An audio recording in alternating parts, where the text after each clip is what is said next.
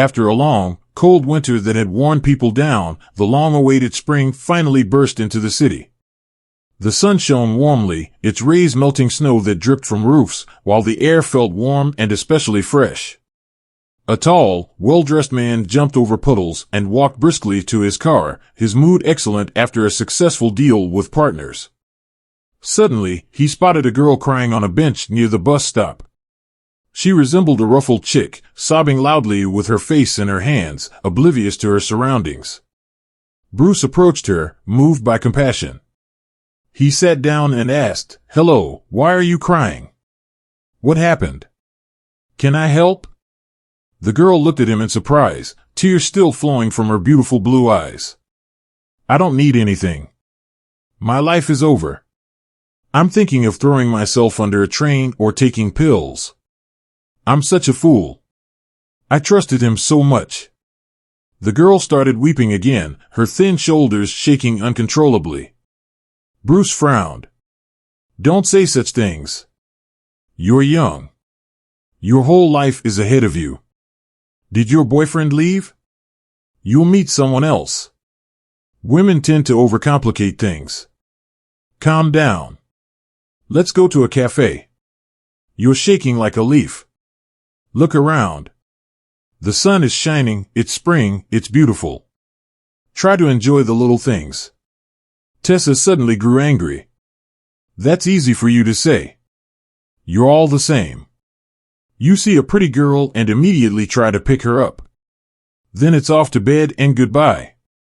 What is there to be happy about? My ex dumped me, the jerk. As soon as he found out I was pregnant, he changed his number, yelling that it wasn't his child. And he was my first. I loved him so much, I could hardly breathe. I thought we'd get married and raise a baby. I wanted to terminate it, but when I went to the hospital today, it was too late. They scolded me and sent me home. But what am I supposed to do now? I have nowhere to live, and I can't go back to my hometown pregnant. They'll laugh at me. It's over.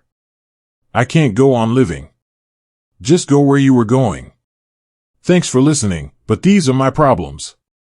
You don't care about them." Something stirred in Bruce's soul. He took the girl's hand firmly, and looking into her eyes, he said, "I will help you. Do you hear me? Will you marry me? I'm not poor, and my family is decent.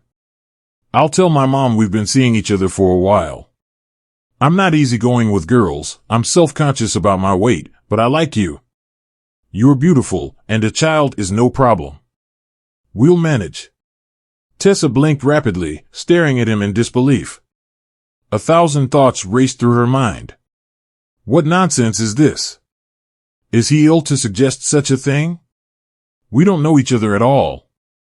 But it's a way out, although, of course, it's complete madness to agree to such a venture.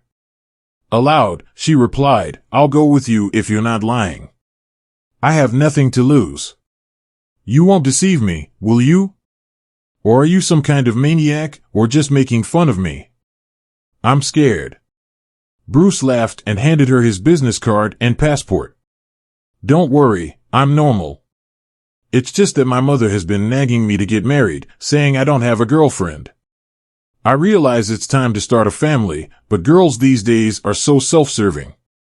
All they think about are gifts and money. I can see that you're not like that. I'll help you, and you'll be grateful to me all your life. So, shall we start a new, happy life together?" Tessa wiped her tears and whispered, "Well, if I tell anyone, they won't believe it. It's just like in the movies." Tessa began living with Bruce, who had genuinely fallen in love with her at first sight. He called her the Lena. She was petite, with long blonde curls to her shoulders and dimples on her cheeks. An excellent homemaker, she could manage everything around the house and wasn't lazy. Over time, they grew closer, but one thing depressed Bruce. Though Tessa was carrying someone else's child, he wished it weren't so. As her belly grew, he became increasingly sad, realizing he might struggle to love another man's child as his own. But he tried not to show it, caring for her tenderly and accompanying her to ultrasound appointments. Tessa was overjoyed, thanking God for her unexpected meeting with Bruce. He had, like a magician, waved a magic wand and solved all her problems at once. He turned out to be a good man too. However, Bruce's mother, Mrs. Nicholas, didn't share her son's enthusiasm. She was utterly shocked when he brought Tessa to meet her. The son was beaming as he said, "Mom, this is my fiancée, Tessa. We've been dating for a while, I just didn't tell you before. Tessa is a nurse who just graduated from nursing school. We're going to have a baby soon, and we've applied to the Reg Men office. We can't wait. I'm sure you two will be friends." "Mom, why are you frozen? Aren't you happy? You've been telling me for ages that it's time to start a family, and now you're reacting strangely." Mrs. Nicholas silently poured herself half a shot of cognac, drank it in one gulp, and exhaled. "Well, you certainly know how to surprise me, son. One moment there's no one on the horizon, complete calm, and the next, a wedding and a baby. I'm glad. I just haven't wrapped my head around it yet." Lunch was a tense affair. Mrs. Nicholas kept questioning the bride about her background, how long she'd known her son, and where they'd met. She quickly realized the girl was lying and decided to investigate her future daughter-in-law. Since everything had happened so quickly and unexpectedly, something seemed fishy. Tessa was on pins and needles. Though she had memorized her story by heart, she still stumbled a bit. It was disgusting to have to lie, but there was no turning back. She had agreed to this adventure. The wedding was held in a good restaurant with many guests from her husband's side, but only a couple of Tessa's closest friends attended. Mrs. Nicholas frowned again. How can this be? Is she an orphan? Why didn't any of her relatives come to the wedding? No, this girl isn't telling the truth, and I'll find out and expose her. But what about my son? He's so in love with her. His eyes are burning. He won't let go, not just Tessa, but the child too. Nothing adds up, and the timing doesn't coincide. My son couldn't have been seeing her secretly from me. It's always written all over his face. He wouldn't be able to hide such a strong crush. In her second trimester, Tessa felt unwell, plagued by morning sickness and swelling, but she tried to stay cheerful, please her husband, cook diligently, and keep the house clean. Still, Bruce became increasingly sad and thoughtful. Tessa grew nervous, realizing it was all about the baby. She hoped that when the baby was born, everything would change, that Bruce would take the child in his arms and love it. Tessa herself now felt ashamed of her past thoughts of getting rid of the baby. After all, the baby was wanted. She could feel it kicking and already loved it. As the due date approached, Bruce was urgently sent on a business trip. Tessa was upset because they had planned to go to the scheduled ultrasound together, but her husband decided otherwise and asked his mother to help. This prospect didn't please Tessa at all, but she had no choice but to agree. Mrs. Nicholas led her into the ultrasound room and said, "You go in, Tessa. I'll talk to the doctor. We need to decide who will deliver the baby. It's an important, responsible thing. I can't trust just any ordinary obstetrician." The ultrasound examination upset Tessa. It turned out that she was at risk of premature labor. The doctor recommended she go to the ward and show the results to her doctor. Tessa was distressed and about to enter the office when she overheard the doctor and her mother-in-law talking behind the closed door. She froze and listened. The doctor was indignant. "Mrs. Nicholas, are you out of your mind to suggest such a thing? This is your future grandson. Don't you want him? I'm sorry, but let's pretend I didn't hear that. How can you even consider this?" Her mother-in-law spoke heatedly. "You don't know everything. Tess is an imposter, and this child isn't my son's. Bruce just took pity on her, so he married her, but he recently admitted to me that he's not happy about having to raise someone else's son. He does love his wife very much, though, and there's nothing I can do about it. But you see, neither this child nor Tessa needs this situation. She got pregnant by who knows who and even wanted to terminate it. I'm not going to kill anyone. I'm not crazy. Just tell Tessa that the baby was stillborn. Well, it happens. She'll cry and grieve, and it'll all be forgotten in time. The child should be placed with a good childless family. I've heard from trusted sources that you can arrange this. It'll be good for everyone. Tessa will have another baby later from Bruce. They can't live together anyway. Otherwise, my son won't be able to love someone else's child, and they'll get divorced. Who would be better off then? I'll pay you very well, and of course, no one will know about any of this. Tessa was terrified. Both her husband and mother-in-law wanted to deprive her of her son. This wild plan didn't fit in the woman's head. She felt sick at the mere thought of losing her baby. She realized at that moment that her marriage to Bruce had been stupid and reckless. Tessa cried and clutched her belly. Everything went blurry before her eyes, and she fainted right in the hallway. There was a commotion. The woman was urgently placed in the department for preservation. The doctors fought for 2 days and managed to stop the threat, saving the pregnancy, but Tessa was strictly ordered to keep bed rest and was put on an 4-drip. Her mother-in-law visited, pretending to be worried, while Bruce was rushing home upon learning that Tessa was in the hospital. The pregnant woman herself had an epiphany. It was unbearable for her to listen to her mother-in-law's lies. She waited for her husband, unable to believe he was involved in his mother's deceitful plan. Tessa decided to talk to him frankly.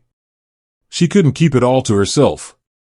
She hoped that Bruce, upon learning about his mother's scheme, would protect her and transfer her to another maternity hospital.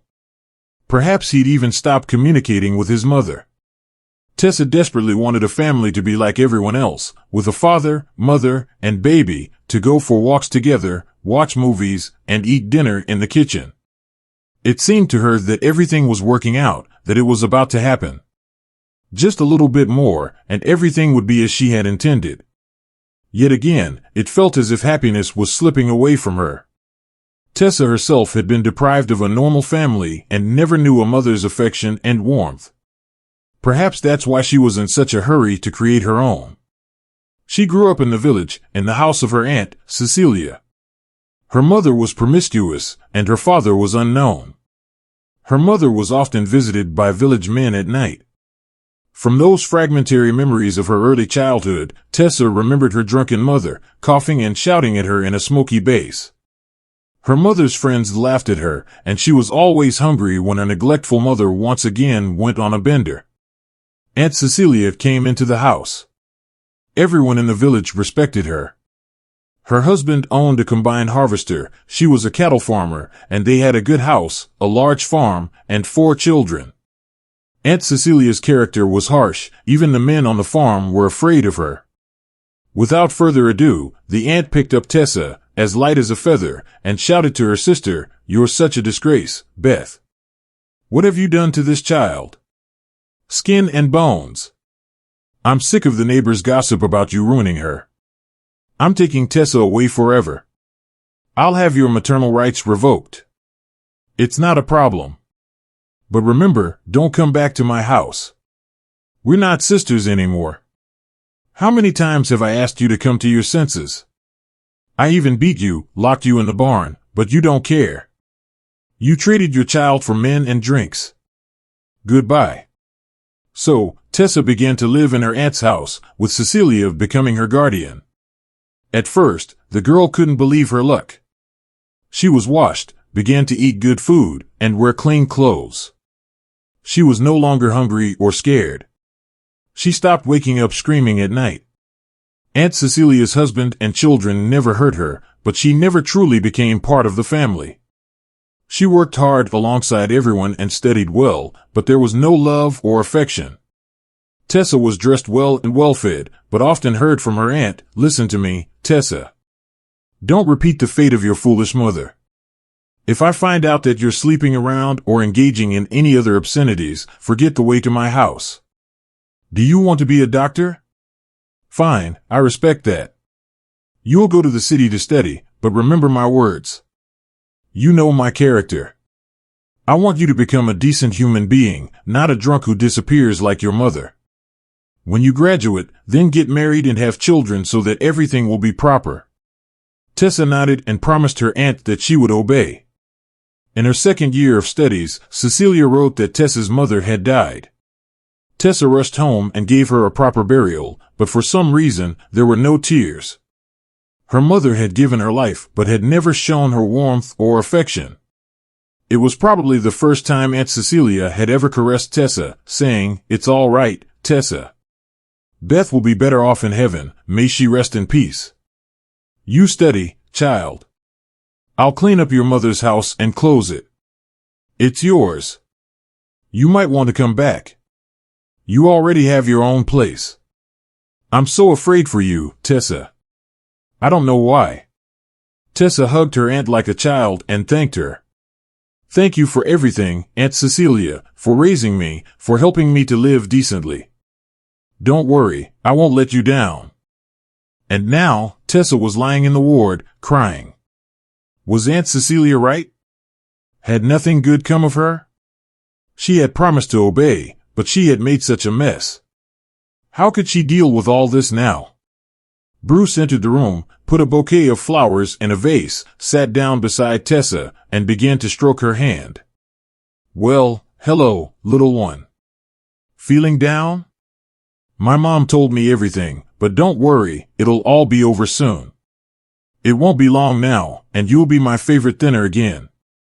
Tessa pulled her hand away and frowned. "Bruce, we need to have a serious talk. I accidentally overheard your mother and the doctor talking. That's why I feel sick. Do you even know what your mother is up to? It's a crime. She could barely wait for him." She described everything in vivid detail to her husband, who sat silently, his eyes betraying his knowledge. Thus, Tessa asked in horror, "Did you know everything? Do you want my son to be taken away from me too? Answer me." Bruce squirmed, trying to justify himself. "Tessa, don't shout. Calm down, forgive me, but my mother found out everything about you, your unsuccessful romance, that the child isn't mine. So, I told her everything too. She wants what's best for you. You cried and said it was too late for an abortion, that your life was over. I fell in love with you at first sight, like a schoolboy. I still love you very much. I want to spend my whole life with you. I really thought a child wouldn't be a problem, that I'd get used to it, that I'd love it. But now, I'm not sure. When I think that there won't be anything of mine in the child, it makes me uncomfortable. You're still so young. I'd give you a job at our pharmacy. We'd live for each other. Why have a child with a traitor? Think about it." Tessa couldn't believe her ears. "What are you saying, Bruce?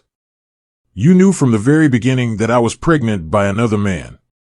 I didn't hide anything. You said we'd raise the baby together. I trusted you. No, I won't give my baby to anyone. It's monstrous. I'd never forgive myself. Well, if you don't agree, then so be it. We're getting a divorce. It was a stupid idea to try to create a family on lies and deceit. Go away, Bruce. I don't want to see you anymore." The man suddenly became angry and hissed, "No, Tessa. It won't go like that. I love you. You're like air to me, and you won't get a divorce. You'll do everything as it should be done. You'll thank me later. Mama's already made all the arrangements. You're ungrateful, Tessa. I picked you up off the street. You live like a queen. I dress you like a doll. I treat you like precious china. What's wrong? You're my wife now, and you should obey me in everything. Calm your temper and accept everything as it is. You have no other way out. My idea."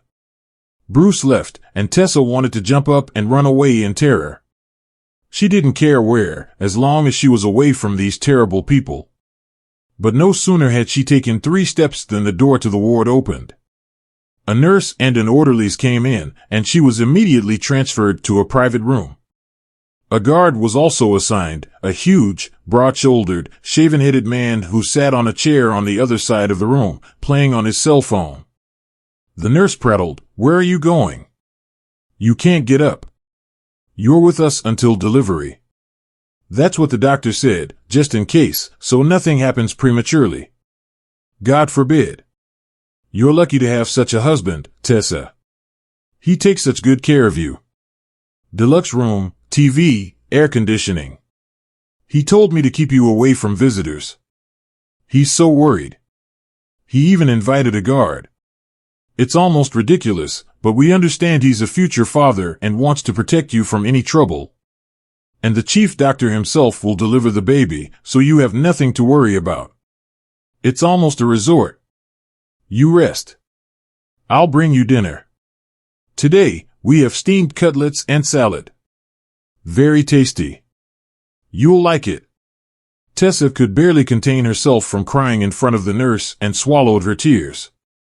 But when the nurse left, she wasn't just crying, she was panicking. She wasn't even allowed to leave.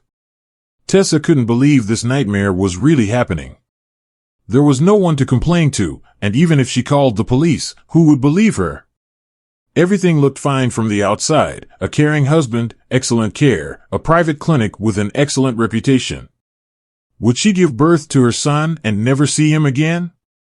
How was that even possible nowadays, and where could she go in her condition? She couldn't run to the train station by herself, and how could she deceive that guard? He wouldn't leave the door. It was a dead end. Hopeless. It seemed to Tessa that all this wasn't happening to her, but in some movie. The absurdity didn't fit in her head, and the worst thing was that Bruce's love was unhealthy. He was obsessed with it and ready to get rid of a child who was a stranger to him, just to possess Tessa for the rest of his life, as if a child were a puppy or a kitten. They wanted to remove him. How could she not have noticed it before? In the evening, a young orderly came to her room. Tessa took a closer look. Kind eyes, a nice, simple guy. He did his job, spoke to her sympathetically, asked about her health, and Tessa made up her mind. She grabbed his hand and began to whisper, "I beg you, save me. Help me escape. I'm cornered, and they want to take my child away and give him to someone else. I know it's difficult to believe, but it's true. I don't know what to do. I'm desperate." The man wasn't surprised at all and began to whisper back, "So it's all true? It's not the first time our head doctor has done this sort of thing. He's made a lot of money from it. A similar thing happened here 6 months ago, but everyone was ordered to keep quiet.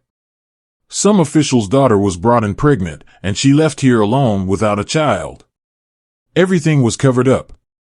But at least then, the birth mother wasn't against it. Her child, born of a married man, was a burden and a disgrace, and she was glad to get rid of it. But this is different. Hang in there. I'll help you, even if it means getting fired. I don't care. It'll be less crowded on Saturday. Wait, I'll figure it out. Just decide where we're going. If I take you to my apartment, they'll find us right away. But I have nowhere to go. Bruce said he won't give me a divorce. He'll find me anywhere. Although, if only to the village. My mom's house is there. My husband won't look there for me. I never told him about my past. I was ashamed. But how will I manage alone there? I can't imagine. But there's no other way out. If I stay, I'll lose my son forever. Just thinking about it makes my hair stand on end. I'm so confused, so stupid, so scared. The orderly calmed her down. Don't cry. You can't cry. By the way, my name is Henry. I'll try to help you, even though I'm taking a big risk myself. But I can't watch this arbitrary behavior either. You still pretend to agree to everything so your husband doesn't suspect anything. Better yet, get that big guy out of the doorway and wait. A nurse entered the ward and began to reprimand the orderly. Henry, why are you taking so long? You have 3 more wards. We have luxury service. These aren't ordinary people. Everything must be spotless, or they'll start complaining. Tessa became even more afraid. Would Henry be able to help her? And if he changed his mind, after all, she was nothing to him, a stranger. He wasn't obliged to get involved in all this. What lies ahead of her? Even if she manages to escape to the village, how will Aunt Cecilia look her in the eye? Her niece, arriving pregnant, with no money and no husband. Disgraceful. But the prospect of losing the child and living as if nothing had happened with Bruce frightened her even more. How could she have been so wrong again? He had seemed so good, so kind, said that he loved her. But now, he's making such terrible plans. The next morning, Bruce came, laid out with a mountain of fruit and fresh magazines, and cautiously asked, "Hi, Tessa, how are you? How is your health? The doctor says it's almost a month before delivery." "Well, no rush. The main thing for me is to keep you healthy and that you give me a healthy heir in the future. Have you thought about what I said? Will you be a good girl, or will we start fighting again?" Inside, Tessa was boiling with anger, but she suppressed the urge to say everything and held back. "I'm still against it, but you left me no way out, right? So I've accepted it. I don't know how I'll survive the separation from my son. I don't know how I'm going to live, but maybe you're right. We're young, we love each other, and there's more to come. I just have one favor to ask. Why did you leave that big guy at the door? They're already laughing at me. I feel like a prisoner. Tears are coming to my eyes. Even my appetite is gone, and I can't eat anything. Why are you doing this to me? Do I deserve to be treated like this? And you say you love me?" Bruce was pleased. "You're a smart girl. Well, finally, you've come to your senses. You're doing everything right. And don't worry, your son will be given to a good, well-to-do family. He will not need anything. Those people can't have children and have been trying for more than 10 years, so they'll cherish the baby and love him. Don't doubt it. And we'll move on with our lives. Let's go on vacation to the sea. I'll buy you anything you want, my little fish." "Well, I agree. I overreacted with the guards. I was worried you'd get emotional and do something. I'll tell him to leave immediately. I'm so glad you listened to me. Everything's going to be fine. You'll see. No one will ever find out. Mommy made all the arrangements, and we'll have a baby, but later, my darling. Do you understand? I'll go and make my mom happy with that news." Her husband left, and Tessa cried bitterly again. It was incredible. Bruce truly believed one could easily give up their own child, their own flesh and blood, and continue to enjoy life. It was terrible. In reality, Tessa felt fine but maintained her bed rest to avoid suspicion. She could hardly wait until Saturday night. Henry would be on shift, with only one doctor on duty for every patient. Finally, Henry entered the room, tossing her a pile of clothes and a black curly-haired wig. "Quick, change and run. The nurse post is empty. We won't get another chance." Good thing they removed their guard. "A cab's waiting at the back door. Please hurry. I'm taking a huge risk. I can't believe I'm doing this." They were changed with military speed. She was unrecognizable, a long hood, a shapeless cloak 5 sizes too large, a wig, and a medical mask covering her face. Henry cautiously peered out and waved. "Run to the back door." "I've opened it." "Here's some money." "Sorry, it's all I have." "Leave your address." "I'll come tomorrow."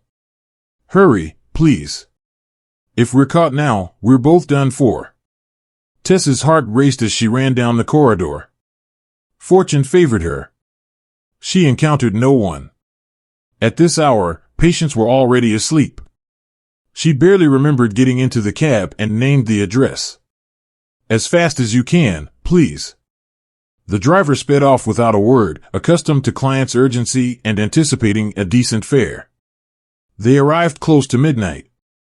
Tessa paid the driver and crept like a thief to her mother's house. Surprisingly, the yard was tidy. Aunt Cecilia had clearly kept her word about looking after the place. The key lay under the porch, just as it had in her childhood. Tessa opened the rusty lock and entered, immediately sneezing from the dust. She switched on the light and looked around, mentally thanking her aunt. She recalled the house's horrific state when she was little: dirt, cockroaches, mountains of unworn clothes. Now, she hardly recognized it. Though dusty from disuse, it was clean. Auntie had even laid fresh rugs. Tessa thought, maybe it's all right. What good have I seen in town? Lies, deceit, and betrayal. I've been living in other spaces, but here everything is dear to me, and it's my own home. But how can I explain everything to Aunt Cecilia? How embarrassing. I promised to become a better person, and look what I've done. Finally feeling safe, the woman closed the door and fell into a deep, sweet sleep, not even bothering to undress. No one would take her little one away. That was all that mattered. In the morning, a knock at the window woke her. Henry stood on the doorstep with huge bags. He began unpacking food and supplies, talking excitedly. How are you, fugitive? You should have seen the uproar at the clinic. The head doctor ringed everyone out. Your husband's furious, and his mom's snooping around for you. What a mess we've made. I got fired. Well, I quit. Better safe than sorry. They'll find out sooner or later. Mind if I stay with you for a while? I'm an orphan myself. Grew up in the system. I know what it's like without a mom. I've been fostered and returned 3 times, like an unwanted pup. That's why I helped you. How could anyone separate a mother from her son? Don't get the wrong idea. I'm just here to help and nothing else. Tessa was overjoyed. That's wonderful. I'm terrified of staying alone, in my condition. I can't chop wood, for example, and it's more fun together. Please, settle in the bedroom. I'll take Mom's room. Suddenly, the door burst open, and Aunt Cecilia stormed in like a whirlwind. She was enormous, clad in a sweatshirt and rubber boots, wielding a hefty log. Her expression was ominous, but upon seeing her niece, she exhaled loudly. Tessa, is that you? Thank God. I thought thieves had broken in. I was coming from the farm and saw the light on, the gate wide open. I was ready to raise hell. Oh my, you're pregnant and you didn't say a word, not even a call to your aunt. Why are you standing silent? Introduce me to your husband. Tessa recoiled, pale, imagining the impending scandal, but the orderly cheerfully introduced himself. I'm Henry, and you must be Tessa's aunt. Pleased to meet you. We've decided to move to the country. The baby will be born soon, and it'll be better here, fresh air and so on. Tessa's told me so many wonderful things about you. I've been looking forward to meeting you. Aunt Cecilia softened, set the log in the corner, and opened her wide, calloused, strong arms for a hug. Well, you've remembered your old aunt after all. That's right, now get settled in. I won't interfere. If you need anything, just ask. Dishes or food. By the way, the furnace smokes terribly and needs repairing. Well, I'm sure your husband can handle it. I'll go tell Ron the relatives have arrived. It's just the 2 of us now. The kids have all moved on. Peter and Mary have been in the city for ages. Alex is in the army, and Megan's at college. Nobody's left in the village, so I'm thrilled you're back. We expect you and your husband for dinner this evening. We'll have a proper family meal, as it should be. Auntie left, and Tessa confronted Henry. Are you crazy? Why did you tell her all those lies? I'm tired of lying, he replied. I should have confessed everything at once. Auntie may be hot-tempered, but she's forgiving. She'd scold me and then forgive me anyway. The truth will come out sooner or later. Henry apologized. I'm sorry. I wanted to help you, but you're right, of course. This evening, we'll go visit and confess everything. You can't start a new life with a lie. The conversation with Aunt Cecilia was long and serious. Tessa decided she would never lie to anyone again and confessed everything, as if unburdening herself of a great weight. She cried like a little girl on her aunt's shoulder. At first, Auntie scolded her, shouting, "Oh, Mamma Mia, what a shame. You got pregnant by one man and married another without love. What were you thinking, Tessa? Now you've brought a third man into this mess. Oh, I should have whipped you properly as a child to knock some sense into you. Well, there's no use crying over spilled milk. Now you've got to figure out how you're going to live your life, you poor thing. But they'll gossip about you in the village." Tessa burned with shame. "I know I'm guilty of everything. I've embarrassed you, Aunt Cecilia. If you like, I'll leave, or should I drown myself? What should I do? Tell me, or should I have listened to my husband, given up my baby, and lived happily ever after? Could you do that?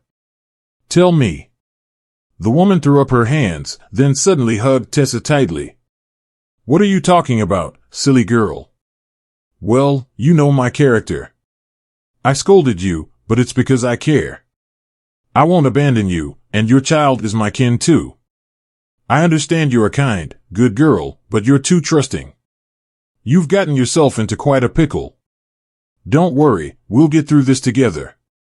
Aunt Cecilia continued, "First, we'll get Henry a job at the paramedic station. Don't tell anyone in the village that Henry isn't your husband. We don't need more gossip. As for your real husband, I don't think he'll cause trouble. Tomorrow, we'll visit the district police officer. He knows someone in town who can help us file divorce papers. If your ex starts making threats, we'll find a solution. I'll get baby clothes and other stuff from the attic tomorrow. I have plenty of good things left from raising 4 children, even a crib. We'll buy a stroller too. One thing worries me, though, the nearest maternity hospital is 50 kilometers away, and you could give birth any day now. But don't fret. My husband fixed the old car, so we can get you there if needed. Do you understand? And listen to me, don't leave the house until everything settles down." Tessa hugged her aunt even tighter and thanked her. "Thank you for everything, Aunt Cecilia. I should have come straight to you when I first found out I was pregnant. Instead, I embarked on this ill-fated marriage adventure. I fell for Bruce's promises and thought how lucky I was to meet such a man. I lived in luxury and didn't mind having a child. But quickly, my golden cage slammed shut. To Bruce, I'm just a thing, a beautiful porcelain doll he's ready to play with until he gets bored. The child has no place in his game. Forgive me, please. I'll do everything you say. You're like a mother to me." They sat, embracing for a long time, probably for the first time since Aunt Cecilia had taken Tessa under her guardianship as a child. The ice between them melted, and Tessa realized she had no one closer than her aunt in this world. Meanwhile, Bruce was torn and distraught. He couldn't bear to be without Tessa. This petite, smiling girl had stolen his heart. If it weren't for her child, they would surely have been happy together. But Mrs. Nicholas rejoiced when her daughter-in-law ran away and filed for divorce. It was even better. She wouldn't have to pay huge sums of money or pull off that shady scheme with the child. She hoped her son would soon forget this country girl and everything would return to normal. Mrs. Nicholas intended to marry her son off to a respectable, well-to-do girl from their social circle. She even found a candidate, Stephanie, the daughter of her acquaintance, a prominent, sturdy, and self-respecting young woman. Mrs. Nicholas decided to be sly once again and spoke frankly with Stephanie. At first, the candidate turned up her nose, saying, "I'm sorry, I realize Bruce is your son, but how can I put this mildly? He's not at all to my taste, so it's not going to work out with him. I'm sorry." But Mrs. Nicholas persisted, "Think about the prospects, girl. If you and Bruce get married, your father and I will collaborate in business. The money will flow, and you'll be provided for life. Besides, Bruce is kind. He'll be a reliable and faithful husband. As for his appearance, you can take care of that yourself. Make him lose weight." As for Bruce, he was busy with his wife's runaway. The man soon realized who was involved in Tessa's escape. It was no coincidence that the orderly quit the next day. So now, Bruce was frantically searching, trying to find out where his wife could have run off to. At this time, Stephanie was consulting her father, who was already rubbing his hands greedily. "Daughter, this is a superb offer. Seducing that laggard will be no problem for you, and after they join our pharmacy holding, you will be free, my little bird. I'll ruin them in no time, make those pharmacies my own, and increase our capital. So, do it. I promise, if everything goes as planned, I'll let you go to France forever, just as you dreamed."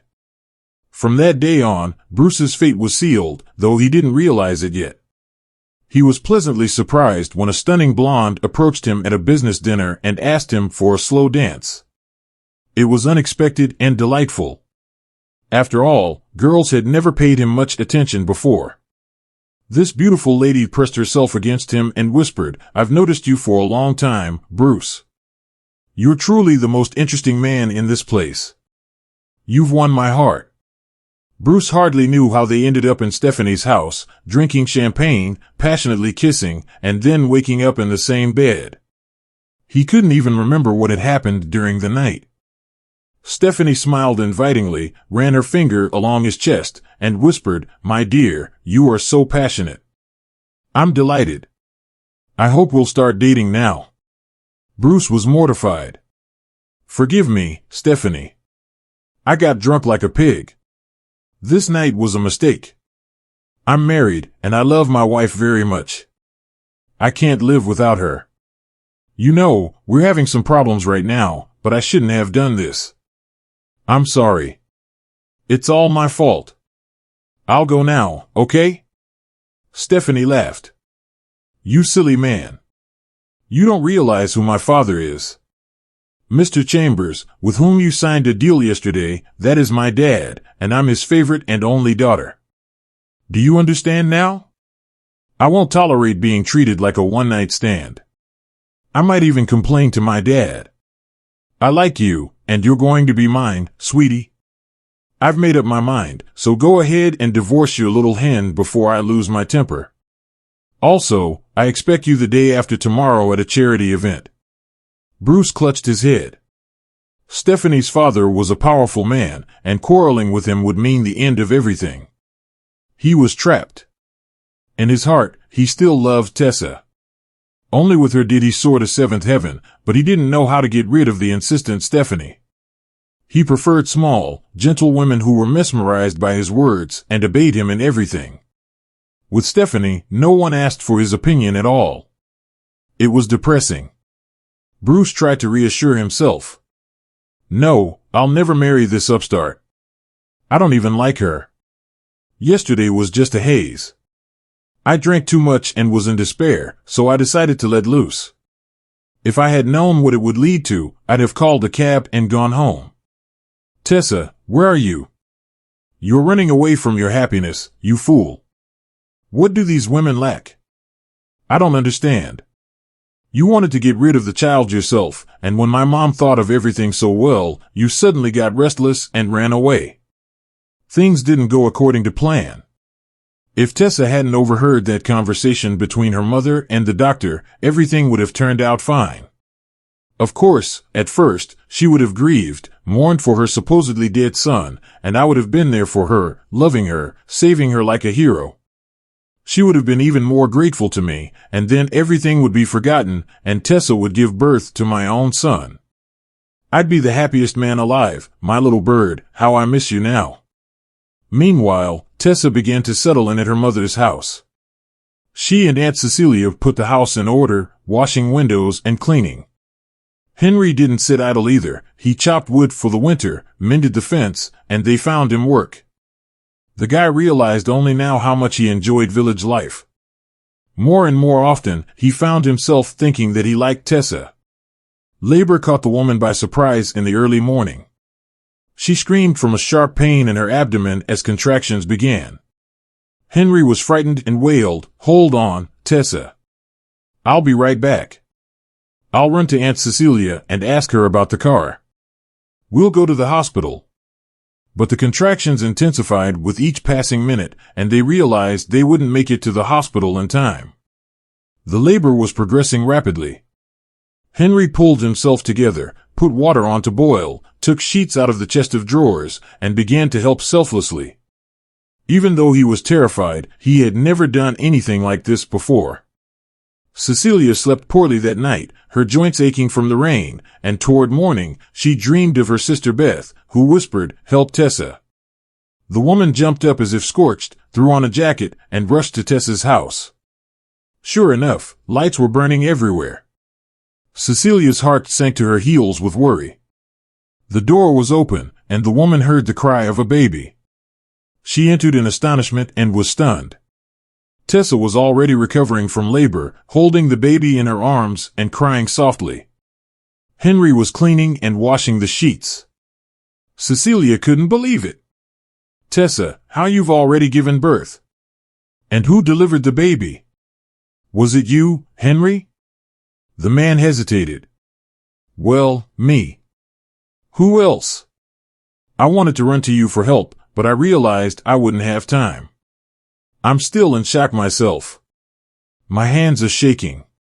It's good that the baby was coming as it should, and there were no complications, but they still need to go to the hospital." Cecilia rushed to hug Henry. "Well, you're a good man." "What a man. Mine would have fainted for sure. Congratulations, niece. Let me admire the baby." She carefully took the baby in her arms, kissed him on the cheek, and said happily, "Breed, what will you call your son, Tessa?" "What a nice boy we have." The young mother quietly replied, "Arthur. I will call him. I decided that long ago." "Thank you, Henry. You're my savior. I was so scared. 100 times I imagined them taking me to the hospital, and then everything started. Panic overcame me. I couldn't think straight. Aunt Cecilia, will you help me pack for the hospital? I can't move at all." Henry became a hero in the village, of course. An unprecedented case, he delivered a baby at home. They even published an article about him. The village council gave him a commendation for courage and heroism. Tessa was quickly discharged home. The doctors were also surprised. It seemed like a village with no conditions, yet everything went so well. Tessa and Henry began to live like a real family. Everyone in the village thought so. The man proudly pushed the stroller, helped Tessa with the baby, could rock him, and all night got up at the first cry. Then he would bring him to his sleepy mother, saying, "Get up, mommy, feed your little one." The woman realized there he was, a real man, always near, truly loving her son, never a word of reproach for anything. They also grew quite close. Unexpectedly, Tessa grew ill with a high fever. Henry immediately ran to the pharmacy, began to treat her, and at night, he himself tended to Arthur. In general, the care of the baby fell completely on his shoulders. One night, he quietly went into Tessa's room, changed the cloth on her forehead, touched it, and found the temperature had dropped. The man, beside himself, began to stroke her shoulders gently and whispered, "Thank God, my little bird has recovered. How scared I was. If only you knew, Tessa, how much I love you, but I'm afraid to tell you. I think you'll chase me away at once. How I wish we were always together, you, me, and Arthur. I'm so used to the baby that sometimes I really think he's mine, and I'm terrified to think, what if you forget, give your husband, or just tell me to leave? I won't be able to go on living. I'll have nothing to live for." He thought Tessa was sound asleep, but she suddenly opened her eyes and pulled Henry to her. She began to kiss him passionately and whispered, "Silly, I don't need anyone but you, and I won't let you go anywhere. You hear? You're mine, Henry, only mine. Do you understand?" The man couldn't believe what he was hearing. At that moment, he was completely happy. Tessa and Bruce divorced quickly because there was nothing to share. Aunt Cecilia was with her at the trial to support her niece. Henry stayed at home with the baby. Bruce saw his ex-wife, and again, the blood boiled in his veins. He could not forget Tessa. Damn it, he couldn't stand it any longer and blocked Tessa's way at the threshold of the court building.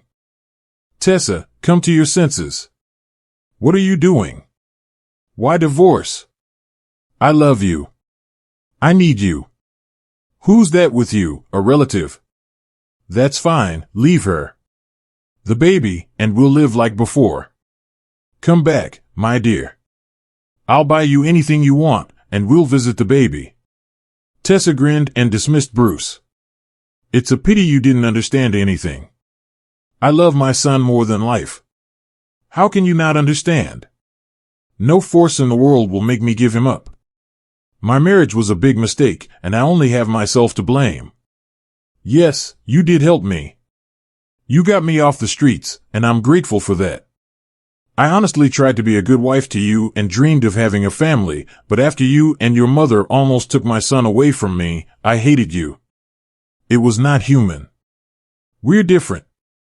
We're not meant to be together. Goodbye. Bruce became furious and shouted in rage, well, go to your village, rot there in the dung, ungrateful. So, Bruce and Tessa parted forever. The young mother began a whole new, quiet, calm, measured village life. She did not regret at all that she had left the noisy city. 3 years flew by unnoticed. Henry and Tessa quietly married and raised a son. Little Arthur adored his father, following him everywhere like a shadow, because Henry devoted all his time to the baby. Tessa also got a job as a paramedic, and now the whole village sought their help. Some for blood pressure checks, others for injections. One hot summer day, Henry's whole family was working. Tessa had collected a large bucket of cucumbers and was preparing to pickle them for winter. Even little Arthur was trying to help, peeling garlic and sniffing as he assisted his parents. Suddenly, their dog Charlie barked. The mistress of the house went to open the door and was aghast to see her former mother-in-law, Mrs. Nicholas. She was unrecognizable, aged, without a trace of makeup. Her eyes faded. Tessa frowned. What brings such a lady to our village? I can't say I'm glad to see you. What do you want? I didn't invite you, or have you come to see how we're struggling in poverty? Well, look, we're no worse off than others. Look at my son, whom you wanted to take from me. But all this has nothing to do with you. What do you want? The former mother-in-law stood silent and crumpled at the threshold, hesitating to enter. Then Henry stood up and led her inside. Honey, why so angry? Let us speak. What did you come for? We're listening. Mrs. Nicholas sat on a bench in the gazebo and began, I don't need anything from you, Tessa, truly don't. Turn me away, let me speak. I came to apologize and ask your forgiveness. I've sinned greatly. I nearly robbed you of your son. If you hadn't run away, I would have succeeded. I was sure I was doing right, wanting my son to be happy. I thought this baby would destroy your family. When you filed for divorce, I was overjoyed. I don't know why I was so angry with you then. I thought Bruce had brought home an impostor, and I was ready to do anything to break you up. But heaven punished me severely for what I did. After the divorce, I found what I thought was the perfect bride for my son. Again, I pushed forward like a tank, persuading her with promises of money to seduce Bruce and marry him. It worked, but my son wasn't happy at all. He loved you, Tessa. He couldn't forget you. For my chosen bride, this marriage was just a deal. She showed her true face, insulted my boy, despised him, and cheated openly. Then Stephanie ruined us along with her father.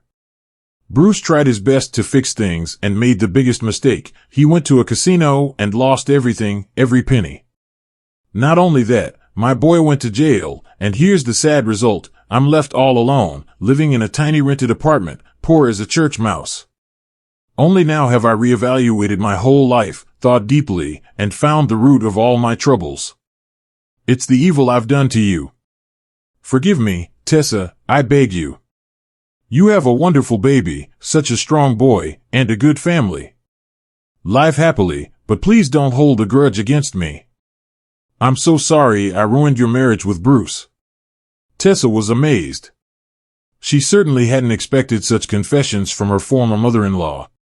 She could see that Mrs. Nicholas was speaking quite sincerely and even felt sorry for her. Why do you think I hate you? Yes, you wanted to spoil my life, but you didn't succeed, did you? Besides, I'm also guilty regarding Bruce.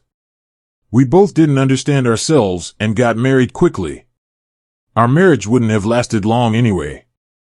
I'm sorry that Bruce went to prison and, in general, that he never became happy. But Henry and I live in harmony, and you know, he accepted my baby unconditionally and considered him his son. It doesn't matter to me that we don't live richly. Henry is still the best and most reliable man for me. Don't be sad. Let's have some tea. Mrs. Nicholas was overjoyed at the invitation.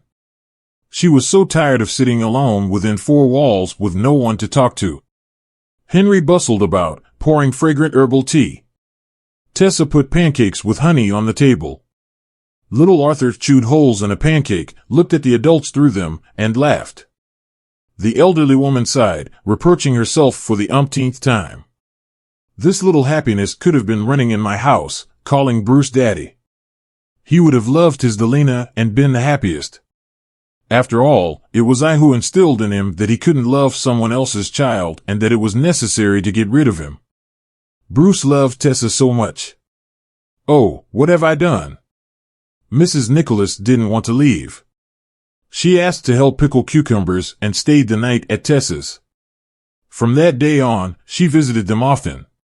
It was important for her to be needed by someone. Surprisingly, she was now happy to take care of the boy and felt terribly ashamed that it was her fault he could have grown up in a strange family, not knowing his own mother. Aunt Cecilia supported Tessa.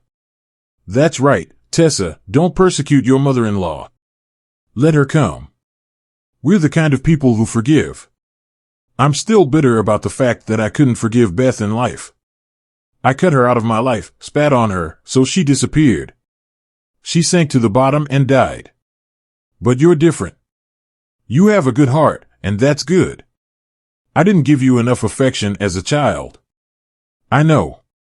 I was afraid you'd repeat Beth's fate, and now look, where are my own children? Far away, each with their own life. They rarely remember their mother and don't even show their noses in the village. But you're here, close by. We're one family, and that warms my heart. And Henry's a great husband, everyone in the village envies you. If only you had a baby for him, it would be wonderful. Tessa was surprised. Well, how did you know, Aunt Cecilia? I haven't told anyone yet. Well, nothing can be hidden from you. Auntie clapped her hands and hugged her niece. What a joy, Tessa. Henry will be so happy. How happy I am for you. Tessa, be happy with Henry.